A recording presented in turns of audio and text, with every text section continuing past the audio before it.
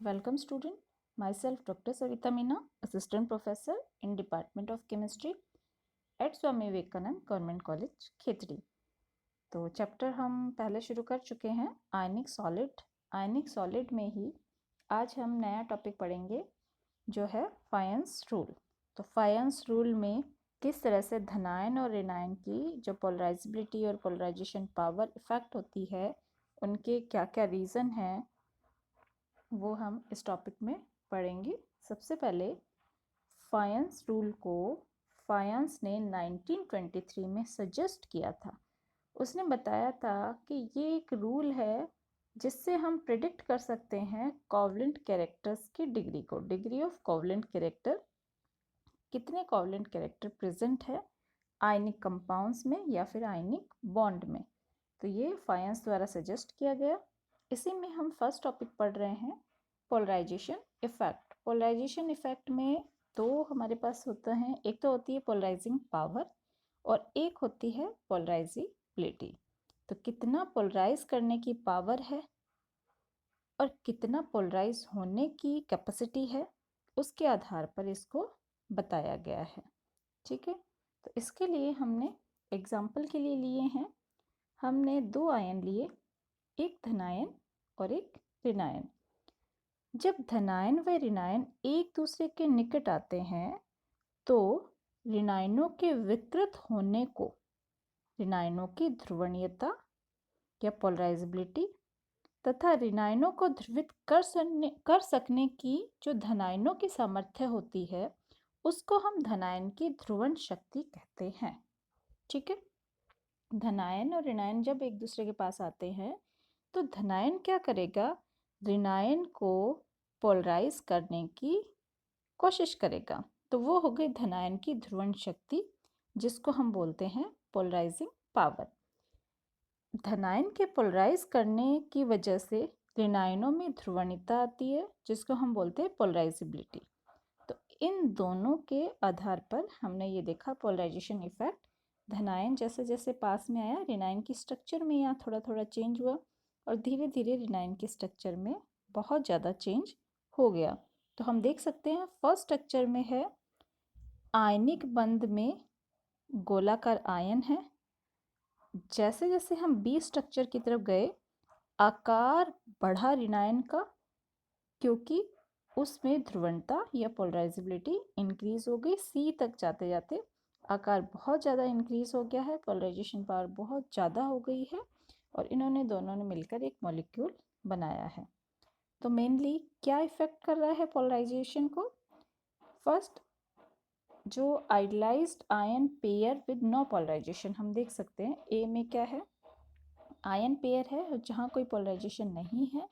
Second वाले में mutually polarised ion pair है, आयन पेयर अभी भी है बट ये म्यूचुअली पोलराइज कर रहा है। थर्ड में क्या है, polarisation sufficient to form covalent bond. तो एक तरह से हम ये कह सकते हैं कि आयनिक बॉन्ड से कोवलेंट बॉन्ड की तरफ शिफ्ट हो गया है।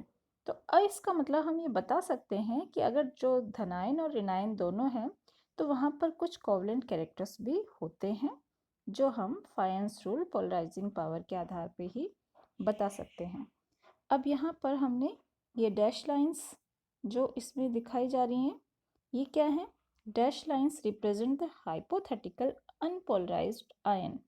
कि अनपोलराइज्ड आयन यहाँ पे अभी भी ये गोलाकार है, यहाँ भी गोलाकार है, पर एक्चुअली ये पोलराइज हो गया है, जो कि इस सॉलिड लाइन से हम देख सकते हैं। Polarization of an ionic bond and thus the degree of covalency is high if bond आयनिक है फिर भी डिग्री ऑफ कोवलेंसी ज़्यादा हो सकती है। किस कंडीशन में ज़्यादा हो सकती है? First, charge of the ion higher.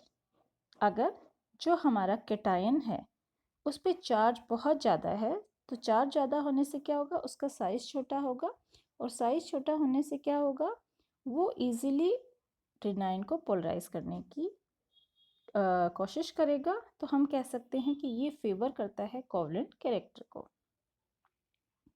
Second, अगर हमारे पास जो आयन है, धनायन है, उस पर बहुत ज़्यादा चार्ज नहीं है और उस पर चार्ज कम है, जैसे कि सोडियम प्लस पोटेशियम, इन पे +1 चार्ज ही है, तो ये फेवर करेंगे आयनिक कैरेक्टर को। तो कोवलेंट कैरेक्टर किस केस में है? हमारे पास जो आयन का चार्ज है, धनायन का चार्ज है, वो बहुत ज़्यादा होना चाहिए। सेकंड है द कैटायन इज स्मॉल। सीधी सी बात है, चार्ज ज़्यादा होते ही उसका साइज स्मॉल हो जाएगा, तो साइज स्मॉल होना चाहिए, चार्ज हायर होना चाहिए। सेम एग्जांपल हम ले सकते हैं, sodium is ion is larger than the aluminium, तो एल्यूमिनियम जो इन +3 ऑक्सीडेशन स्टेट है वो फेवर करेगा कोवलेंट कैरेक्टर को। अब बात करते हैं रिनायन की। रिनायन जो एनायन का चार्ज है वो भी जितना ज़्यादा होगा उतनी ज़्यादा पोलराइजेबिलिटी कैपेसिटी उसमें होगी, उतना ज़्यादा उसकी पोलराइजेबिलिटी होगी। धनायन का साइज ज़्यादा होगा, धनायन का चार्ज ज़्यादा होगा तो वो पोलराइज करने की पावर ज़्यादा रखता है। ऋणायन का साइज बड़ा होगा तो पोलराइज होने की पावर ज़्यादा रखता है। जैसे एग्जाम्पल के लिए हम देख सकते हैं, फ्लोराइड आयन है, इसकी जो रेडियस है 0.136 नैनोमीटर, ये आयनिक कैरेक्टर को फेवर करती हैं। इसी की जगह अगर हम लेते हैं आयन में, रिनायन में आयोडाइड आयन, तो क्या होगा, इसकी जो रेडियस है वो 0.216 है। रेडियस ज़्यादा हो गई, साइज बड़ा हो गया, तो ये फेवर करेगा कोवलेंट कैरेक्टर को। नेक्स्ट फोर्थ है incomplete valence shell electron configuration. अगर incomplete valence shell electron configuration है तो वो भी कोवलेंट कैरेक्टर्स को फेवर करते हैं। कैसे? Noble gases configuration of the cation better shielded and less polarising power. जितने भी नोबल गैसेस होती हैं उनमें complete valence shell electronic configuration होता है, उसकी वजह से क्या करती हैं, जो कैटायन है वो बेटर शील्डेड होता है और वहाँ पर लेस पोलराइजिंग पावर होगी। पर अगर हम कंपैरिजन करें, मरकरी हमने लिया +2 ऑक्सीडेशन स्टेट में, इसकी जो रेडियस है 102 ppm है, और हमने एक लिया कैल्शियम +2, इसकी जो रेडियस है वो 100 ppm है, तो ये हम pm पिकोमीटर, तो ये हम देख सकते हैं, अभी हमने इससे पहले भी पढ़ा था कि साइज जो रेडियस है धनायन की जितनी कम होगी उतना ही ज़्यादा पोलराइज करने की पावर वो रखता है। तो यहाँ हम कह सकते हैं कि इन दोनों की ऑलमोस्ट सेम पावर है, बट फिर भी Hg+2 की मोर पोलराइजिंग पावर है। उसका रीज़न इसका incomplete valence shell electronic configuration है।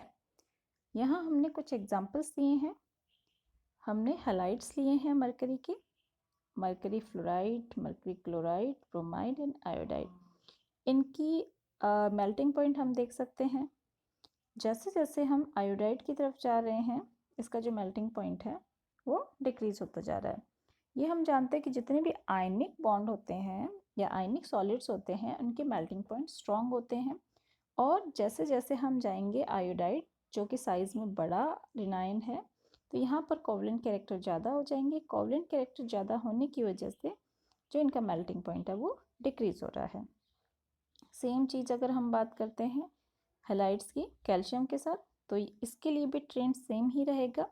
कैल्शियम फ्लोराइड में आयनिक कैरेक्टर ज़्यादा होंगे, जबकि कैल्शियम आयोडाइड में कोवलेंट कैरेक्टर मैक्सिमम होंगे। इनके स्ट्रक्चर्स हम देखें, मरकरी फ्लोराइड की स्ट्रक्चर है क्यूबिक, जबकि कैल्शियम फ्लोराइड की स्ट्रक्चर ये भी क्यूबिक है। मरकरी क्लोराइड्स में इसका स्ट्रक्चर है ऑर्थोरोम्बिक, जबकि कैल्शियम क्लोराइड में स्ट्रक्चर अभी भी क्यूबिक ही है। मरकरी ब्रोमाइड के केस में ये है रोम्बोहेड्रल स्ट्रक्चर, और कैल्शियम ब्रोमाइड के केस में भी रोम्बोहेड्रल है। मरकरी आयोडाइड के केस में स्ट्रक्चर टेट्रागोनल है, जबकि कैल्शियम आयोडाइड में जो स्ट्रक्चर है वो हेक्सागोनल है। अब हम इन दोनों का कंपैरिजन कर सकते हैं। मान लो हमने लिया मरकरी आयोडाइड और कैल्शियम आयोडाइड, दोनों में आयोडाइड सेम है, रिनायन हमारे पास सेम है। बात करें धनायन की, तो धनायन में जो मरकरी है उसका हम बोलते हैं कि मोर पोलराइजिंग पावर होती है। मोर पोलराइजिंग पावर होने की वजह से इसके जो कैरेक्टर्स है वो ज़्यादा कोवलेंट होंगे इसके कंपैरिजन में, जो हम इनके मेल्टिंग पॉइंट से भी कंफर्म कर सकते हैं। कुछ एग्जांपल्स इनके लिए गए हैं जो हम कह रहे थे कि इलेक्ट्रॉनिक कॉन्फ़िगरेशन की वजह से कैसे चेंज होता है। For ion with noble gas, अगर कोई ऐसा आयन है जिसका नोबल गैस कॉन्फ़िगरेशन है, तो only factor that have to consider are size and charge factor. अगर हमारे पास नोबल गैस का कोई आयन है तो फैक्टर्स जो इसको अफेक्ट कर सकते हैं वो सीधे कंसीडर किए जाएंगे उसका साइज और उसका चार्ज फैक्टर। फॉर एग्जांपल हमने क्या किया, यहाँ पर साइज की बात करें तो सोडियम, मैग्नीशियम, एल्यूमिनियम, इन तीनों के केस में चार्ज इंक्रीज हो रहा है तो इंक्रीजिंग पोलराइजिंग पावर इंक्रीज हो रही है। मतलब ये है कि अगर दूसरा आयन हमारे पास नोबल गैस कॉन्फ़िगरेशन का है या इन्हीं सब का नोबल गैस कॉन्फ़िगरेशन है, जैसे सोडियम प्लस का भी 10 के इक्वल होगा इलेक्ट्रॉनिक कॉन्फ़िगरेशन, मैग्नीशियम प्लस 2 का भी, एल्यूमिनियम प्लस 3 का भी, तीनों का इलेक्ट्रॉनिक कॉन्फ़िगरेशन नोबल गैस के इक्वल है, परंतु इनका जो साइज़ है, केटाइन का साइज़ इंक्रीज़ होगा तो पोलराइजिंग पावर इंक्रीज़ होगी। एनाइंस की बात करें, सोडियम जो नाइट्रोजन है -3, इसका इलेक्ट्रॉनिक कॉन्फ़िगरेशन भी ऑलमोस्ट हमारा नियॉन के इक्वल है।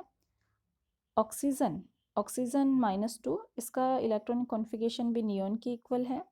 फ्लोराइड माइनस का इलेक्ट्रॉनिक कॉन्फ़िगरेशन भी नियॉन के इक्वल है। तो इन तीनों के केस में जब इलेक्ट्रॉनिक कॉन्फ़िगरेशन नोबल गैस के इक्वल है तो हम देख रहे हैं कि जो आयनिक चार्ज है वो जैसे जैसे इंक्रीज़ हो रहा है मोर रेडिली टू बी पोलराइज। तो ये साइज पे डिपेंड करेगा, चार्ज पे डिपेंड करेगा। कैटायन का चार्ज होने पर increasing the polarising power, anion का चार्ज इंक्रीज होने पर मोर रेडी टू पोलराइज, ज़्यादा इजीली पोलराइज हो सकता है। साइज फैक्टर, अब साइज फैक्टर की बात करें, चार्ज की हम बात कर चुके हैं, तो कैटायन का जो साइज है वो जैसे जैसे इंक्रीज होगा वैसे वैसे क्या है, उसकी जो पोलराइजिंग पावर है वो कम हो जाएगी। हमने पहले भी पढ़ा था कि कैटायन का साइज जितना छोटा होगा इसकी पोलराइजिंग पावर उतनी ही ज़्यादा हायर होगी। यहाँ हमने एग्जांपल लिया है, ये कुछ क्लोराइड्स हैं, तो इसमें हम देख रहे हैं कोवलेंसी है वो बैरियम क्लोराइड से लेकर बेरिलियम क्लोराइड तक इंक्रीज हो रही है। तो उसका हम देख सकते हैं कि जो मेल्टिंग पॉइंट है वो भी उसी डायरेक्शन में हमारा डिक्रीज हो रहा है, और जो कंडक्टेंस है इन मोल्टन स्टेट वो उसी तरफ डिक्रीज हो रही है। तो जितने ज़्यादा आयनिक कैरेक्टर होंगे, जो कि बेरियम क्लोराइड में सबसे ज़्यादा है, क्योंकि बेरियम क्लोराइड का जो साइज़ है वो ज़्यादा है, साइज़ ज़्यादा होने पर कोवलेंट कैरेक्टर्स कम होते हैं, तो ये इसके आयनिक कैरेक्टर होंगे, इसीलिए इसका मेल्टिंग पॉइंट भी बहुत ज़्यादा है 955 डिग्री सेंटीग्रेड। और जो कंडक्टेंस है वो भी इसकी यहाँ पे शो नहीं की है, काफ़ी होगी। इसी तरह से strontium chloride, calcium chloride, magnesium chloride की तरफ जाते जाते कोवलेंसी इंक्रीज हो रही है, कोवलेंट कैरेक्टर इंक्रीज हो रहे हैं, मेल्टिंग पॉइंट डिक्रीज हो रही है, कंडक्टेंस इन मोल्टन स्टेट डिक्रीज हो रही है, क्योंकि कंडक्टेंस आयनिक सॉलिड्स में सबसे ज़्यादा होती है। तो बेरियम क्लोराइड में हम देख सकते हैं कंडक्टेंस बहुत ही कम है 0.056, और मेल्टिंग पॉइंट भी इसका कम है 404 डिग्री सेंटीग्रेड, तो वहाँ पर कोवलेंट कैरेक्टर मैक्सिमम होंगे। एनायन की बात करें, एनायन का size larger the anion more polarisable is the anion, जितना बड़ा साइज होगा एनायन का उतना ही ज़्यादा पोलराइज होगा। ये हम बात कर रहे हैं जबकि इनका इलेक्ट्रॉनिक कॉन्फ़िगरेशन नोबल गैस के इक्वल हो।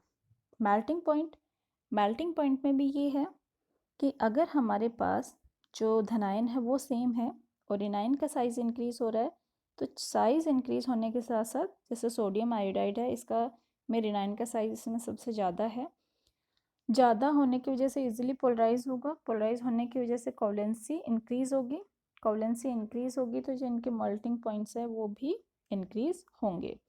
तो सोडियम फ्लोराइड से जैसे ही हम सोडियम आयोडाइड की तरफ जाते हैं, मेल्टिंग पॉइंट इंक्रीज होंगे, मेल्टिंग पॉइंट डिक्रीज होंगे, कोवलेंसी इनकी इंक्रीज होगी। यहाँ हमने कुछ और एग्जांपल्स लिए हैं कार्बोनेट्स के। अगर हमने कार्बोनेट्स लिए हैं बेरिलियम से बेरियम तक, तो हम देख सकते हैं कोवलेंसी जैसे बेरियम क्लोराइड में सबसे ज़्यादा थी, ऐसे ही बेरियम कार्बोनेट में सबसे ज़्यादा है, तो कोवलेंसी बेरिलियम कार्बोनेट में सबसे ज़्यादा है। तो जैसे ही हम बेरियम कार्बोनेट से बेरिलियम कार्बोनेट तक जाएंगे कोवलेंसी इंक्रीज होगी। टेम्परेचर भी, डिकम्पोजिशन टेम्परेचर भी इसका डाउन होगा। और इसके कुछ एग्जांपल्स हैं, ऑक्साइड्स भी हम ले सकते हैं। ऑक्साइड के केस में भी मैग्नीशियम ऑक्साइड से बेरियम ऑक्साइड तक इनकी जो स्ट्रक्चर है वो सोडियम क्लोराइड की तरह ही होती है, मतलब इनके जो कैरेक्टर्स हैं वो आयनिक होंगे। आयनिक होने की वजह से ही इनके जो मेल्टिंग पॉइंट्स हैं वो बहुत ज़्यादा हैं। और जो बेरियम ऑक्साइड है उसका जो मेल्टिंग पॉइंट है वो थोड़ा सा कम होगा कंपैरेटिवली। यहाँ पे मेल्टिंग पॉइंट ये आप दोबारा एक बार क्लियरली देख लेना। बेरियम ऑक्साइड का है 2530, मैग्नीशियम ऑक्साइड का होगा 2826, कैल्शियम ऑक्साइड का होगा 2430 और स्ट्रोंशियम ऑक्साइड का होगा 2613, बेरियम ऑक्साइड का होगा 1923। तो इस तरह से हम कह सकते हैं कि इनके कोवलेंट कैरेक्टर बेरिलियम ऑक्साइड में सबसे ज़्यादा हैं। तो इस तरह से यहाँ पर ये हमने कंप्लीट किया है फायंस रूल। तो फायंस रूल में हम इनकी पोलराइजिंग पावर, पोलराइजेबिलिटी और कौन से कैरेक्टर इफेक्ट कर सकते हैं ये हमने पढ़ा है। ये टॉपिक आज हम यहीं कंप्लीट करते हैं। Thank you students.